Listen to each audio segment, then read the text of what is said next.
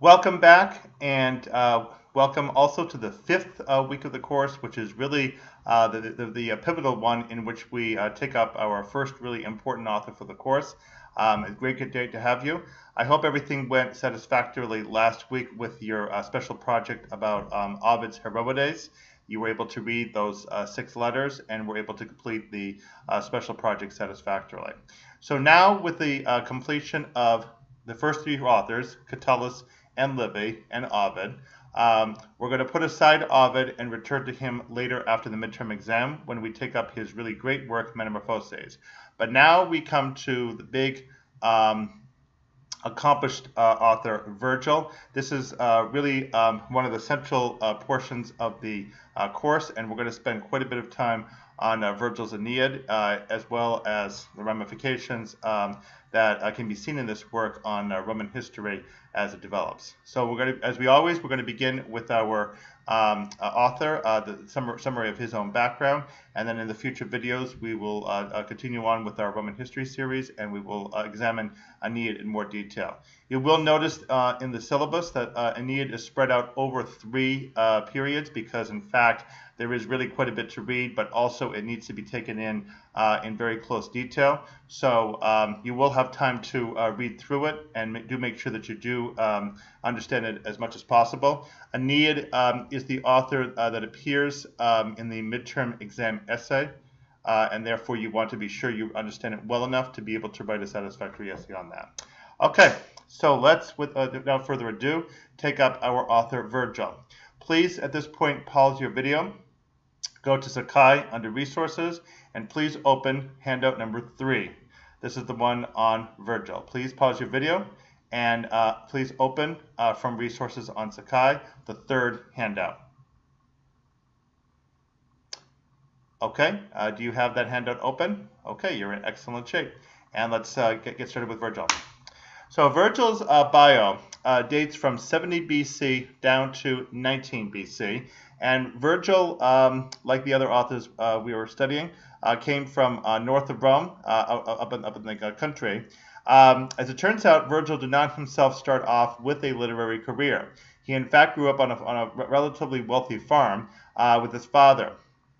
His father owned a very valuable estate and was by profession a potter. The particular location Virgil was born in was near Mantua, at a place called Andes, and he was educated up in the north, around where Milan is today, and then eventually made his way over to Rome. When he did arrive at Rome, in addition to being educated in general about Roman history and many other subjects, he in particular came to be aware of the philosophy known as Epicurean. He met many of Epicurean's devotees in Rome, and also further south in Naples, especially because the southern cities in Rome are chiefly colonies from Greece. Virgil became quite enamored with the Epicurean philosophy. This philosophy, which you can read about separately in another poem by Lucretius called De Rerum Natura, or On the Nature of Things, is essentially saying that peace of mind, lack of disturbance in one's mind, and the ability to enjoy one's life in a peaceful state of mind is what's needed in order to be able to make proper moral decisions. This way of life did not bring a popular chord in either the Greek or the Roman worlds, because it conflicted with other philosophies such as Stoicism, which insisted on the cardinal virtues, like justice, for instance, being more prominent. So Virgil, therefore, together with Lucretius, became one of the relatively rare devotees of this particular way of life, and there are influences of Epicurean philosophy that you can find in his works, including in Aeneid. Okay, so Virgil himself, as we say, grew up in the country and was quite well educated, but wasn't especially interested in a poetic career. He also does not appear to have been particularly interested in a political career, so far as we could tell. He may very well have traveled overseas and done some political work, but we don't have too much evidence of it. But what does happen, where politics and also the war and his own life intersect in a very fateful way, is that in 40 BC, Virgil's father's estate was seized by the dying Republic of Rome. This happened because the future Emperor Augustus, at that time named Octavian, was embroiled in a civil war with first the assassins of Julius Caesar, Brutus and Cassius, and then in time eventually with Mark Antony, his former colleague in the Second Triumvirate. In this period, Octavian had quite a few loyal soldiers who served under him. And in the Civil War period, as the soldiers grew older and retired, they became veterans, and they needed places to be retired to, essentially. And of course, Italy, being a relatively small country, does not have a lot of available land. Unfortunately, what Octavian had to do in order to provide appropriate retirement quarters for his veterans was to seize property away from local Italian farmers up and down the country. And it was among these that Virgil's father unfortunately lost his own estate. Virgil was quite aggrieved by this, and it was at this time that, interestingly, that he starts writing poetry. His first group of poems are called the eclogues, which are pastoral poems that are closely modeled after those of a Greek pastoral poet from Hellenistic times named Theocritus. One major difference, however, with these works is that Virgil speaks politically about the current situation in two of those poems, number 1 and number 9, in which you have farmers who comment on and lament the seizure of farmers' land by the Roman state, again, specifically Octavian. The process of seizing land in this way is referred to as a proscription. And proscriptions can take a multitude of different forms. Essentially, a proscription is a forbidding that is carried out, practiced against a particular victim. That can involve seizure of land, and in the case of a political enemy, it could go as far, in fact, as a public execution of some sort. So it was a nasty business. And as I say, Octavian himself, being embroiled in the civil war that he was in the middle of, with others struggling for power at the time, ended up in a very tough state. Now, Virgil's eclogues reflect, as we say, the pastoral period of the time, and they do describe the wonders of pastoral poetry quite a bit. The pastoral life quite a bit in his poetry, but it also, as we say, comment about the actual political difficulty of the seizure of the land. Number 4, however, which was published in 40 BC, is in fact quite an interesting eclogue.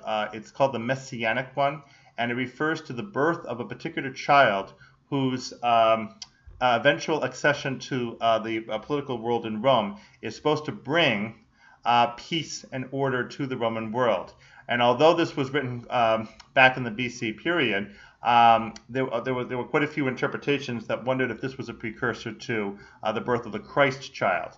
In fact, however, it was probably the baby son of an historian named Pollio, whose son was supposed to be eventually grow up and become essentially like a messiah figure, bringing peace to the Roman world. It's quite a famous eclogue. It's worth your checking out on your own. You can find it at the Perseus database, and it's really an amazing piece of acclamation that Virgil provides for this particular unborn child. All right, well, the eclogues were published in 39 BC, 1 year after Virgil's father's estate was seized. It was at this time that Virgil came into the notice of Octavian, and he ironically took Virgil under his wing, essentially, and commissioned him to start writing additional poetry for the state of Rome. Virgil had a patron of the arts named Maecenas, M-A-E-C-E-N-A-S. Maecenas worked with Virgil and Virgil's close friend Horace. Virgil worked on longer poetry, essentially epic, and Horace worked on shorter lyrical poetry. The aim of both of them was to reproduce poetry in Latin that would essentially successfully emulate Greek forebears.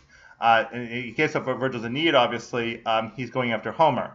So he's trying to write an epic that carries from the Trojan War over into the foundation of Rome, making the link with the Trojan hero Aeneas.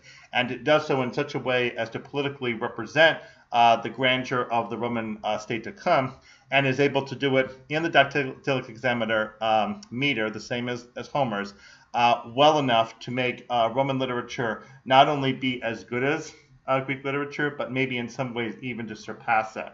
So once again, as we've talked about with the previous authors, the Romans are able to borrow the works of the Greek authors and eventually incorporate them into their own literature, surprisingly able to make something relatively original from the borrowed literature that represents the Roman state. Okay, Georgics is the next work that Virgil worked on, down to 29 BC. And this was a 4-book series on farming. Georgics is from the Greek words ge, which means land, and orge, which means to work. So Georgics refers to working the land, farming. And the names George and Georgia in English comes from the same thing. So most of this, as we say, concerns farming. However, there is a portion at the end that refers to beekeeping. Virgil apparently was an accomplished apiary runner, and he knew quite a bit about bees. He has a tie-in with the techniques of beekeeping with the story of Orpheus and Eurydice, because the shepherd Aristaeus, also sometimes known as a satyr, chases after Eurydice. She's Orpheus's betrothed, but she runs away from Aristaeus, steps on a snake, and dies. And Aristaeus is going to be punished by having all of his bees inflicted with a disease. And for a shepherd, this would indeed have been quite damning. So that ends up being the tie-in between the description of beekeeping and the story of Orpheus and Eurydice. This, in fact, is one of our best reproductions of the story of Orpheus and Eurydice that we have. And interestingly, also, when Virgil makes comparisons between the colony of bees and the Roman state or other political entities, he refers to the head of the hive as a king bee, rex in Latin, even though it is a certainty, and anybody born in the country would have been well aware that the head bee in a hive would have been female. So Virgil has a point to make about rex, about king, because as we've talked about in the historical videos, as a consequence of the misdeeds of those early kings, the Romans found the position of kingship to be quite incompatible with the ideals of the Roman state as they understood it. And so Virgil is making a specific political statement by having the bees mentioned and the head bee being referred to as a king. All right, so Georgics was published in 29 BC. And then after that, for the remaining 10 years of his life, Virgil worked on Aeneid. He was able to compose 12 books of it. It got enough public excitement that Augustus, now the emperor, demanded public readings of it. It got to the point eventually where Virgil told Augustus, please, no, thank you, I really need to work on this. The Roman poet Propertius wrote a poem in which he talked about the coming of the Roman Homer, essentially something greater than the Iliad coming forth. And because the last half of Aeneid is very similar to the Iliad with all of the battles that are going on, it's a relatively apt comparison that Aeneid is going to be essentially like a Roman Iliad. Virgil was able to work on it, as I say, for the 10 years, and then he took a trip to Greece in 19 BC where he met Augustus, and tragically over in Greece, Virgil fell seriously ill. There was an effort to rush him back home by sea, but he did arrive back in Italy and landed at Brundisium, but unfortunately died there before he was able to get back to his hometown. Virgil ended up being buried at Naples, and he had an epitaph in which he said, I sang of fields, pastures, and kings. And what he's doing there is referring to all the three kinds of poetry that he wrote about fields with eclogues, of pastures with Georgics, and then finally kings in Aeneid with the epic poem.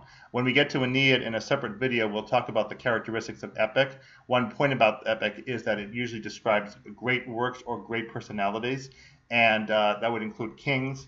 It was much more interested in the distinctive, unusual personalities rather than just ordinary folk with their little life squabbles, as it were. So kings is an appropriate metonymic choice of words in order to describe Aeneid on this epitaph.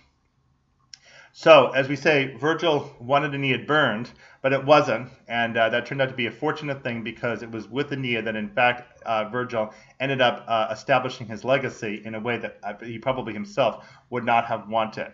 Aeneid was rescued, and despite its appearances of imperfection and incompleteness, it remains one of the absolute great works of Roman literature. What's really pivotal about Aeneid, that you'll begin to see as you start reading it, is that Aeneid reflects the period in which Rome is in transition from the embers of the dying republic into the glorious light that's coming upon Rome in the form of the new empire. Octavian, eventually Augustus the Emperor, ended up being a very effective leader to lead Rome into its new age. Obviously, he had to be quite ruthless to do it. When he and Antony teamed up, for instance, each of them was given an opportunity to get somebody publicly executed. Mark Antony chose Cicero, who had been, as orator, fulminating against Mark Antony repeatedly in the so-called Philippic orations. And so in 43 BC, Cicero, who had been one of the last remaining